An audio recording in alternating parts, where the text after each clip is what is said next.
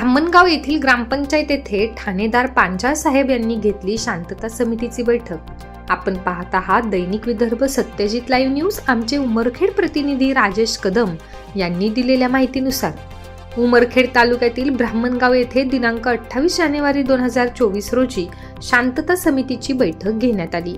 या बैठकीला उमरखेड पोलीस स्टेशनचे ठाणेदार शंकर पांचाळ साहेब, जमादार रोशन सरनाईक व पोलीस कर्मचारी, ग्रामपंचायतचे सरपंच परमात्मा गरुडे, पोलीस पाटील सुनील देवसरकर, तंटामुक्ती अध्यक्ष अशोकराव निमलवाड व गावातील नवयुवक, पत्रकार व ज्येष्ठ नागरिक उपस्थित होते। ठाणेदार साहेब यांनी युवकांनी काय करायला व कसे वागायला पाहिजे हे सांगितले। युवकांनी मोबाईल व व्यसनापासून दूर राहावे, आपले करिअर चांगले बनवावे, रोज नियमित व्यायाम करावा व आपले शरीर सदृढ करावे, आपल्या व्यवसायाकडे, शिक्षणाकडे जास्तीत जास्त लक्ष द्यावे व आपल्या आई बाबांना कामात सहकार्य करावे, चुकीच्या गोष्टी समाजामध्ये पेरून चुका करू नका, अशा अनेक मुद्द्यांवर युवकांना समजावले। या पक्षाचे, संघटनेचे जे कोणी असतील त्यांना माझं नम्र निवेदन आहे, कृपा करून चुकीच्या गोष्टी समाजामध्ये पेरू नका।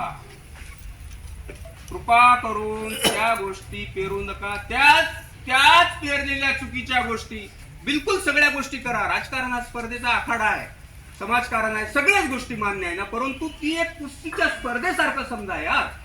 कुस्ती झाल्यानंतर ते पैलवान त्याला गळ्याला लावतो, बरोबर आहे का? त्याला लाद घालतो, गळ्यालाच लावतो ना, त्याला मिठी मारतो।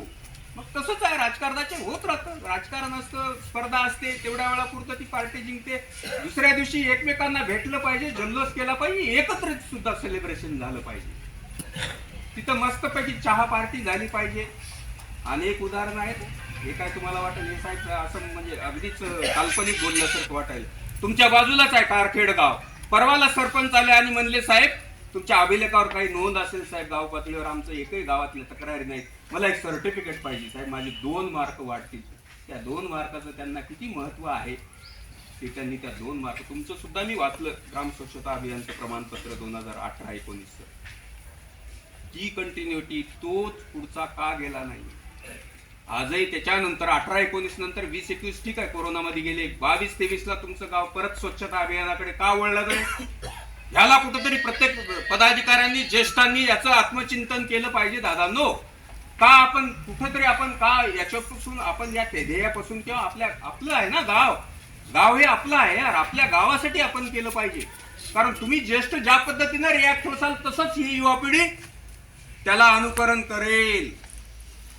आणि चुकीच्या पद्धतीने जर तुम्ही मेसेज देत असाल, चुकीच्या पद्धतीने युवकांना जर काही बोलत असाल, तर तेच विचार तुमच्या घरापर्यंत पोहोचणार, हे पण सांगून ठेवतो। ही काळ्या दगडावरची पांढरी रेषा आहे। ज्या पद्धतीने आपण विचारधारा बोलतो, ज्या पद्धतीने रिॲक्ट होतो, ते तुम्हाला बुमरँग होऊन येतं। या व्होकलमध्ये जे ऊर्जा आहे, हा जो ऑक्सिजन आहे, याच्यात ऊर्जा आहे, याच्यात निसर्ग तत्व आहे, जे की आपण जसं बोलाल तसं तुम्हाला ते मिळेल। आपण त्याच्या करिअर पर्यंत पोहोचवण्यासाठी आणि त्याला चांगले विचार देण्याची प्रथम पालकांची जबाबदारी आहे। तुमच्या पदाधिकाऱ्यांची सुद्धा तेवढीच जबाबदारी आहे, जेवढी पालकांची जबाबदारी आहे तेवढी तुमच्या पदाधिकाऱ्यांची सुद्धा जबाबदारी आहे। कशासाठी? तुम्ही गावाचं नेतृत्व करताय, तुम्ही गावाचं नेतृत्व करताय, तुमचं कर्तव्य आहे जो चुकत असेल तर त्याला सांगणं, चांगलं सांगणं, चांगलं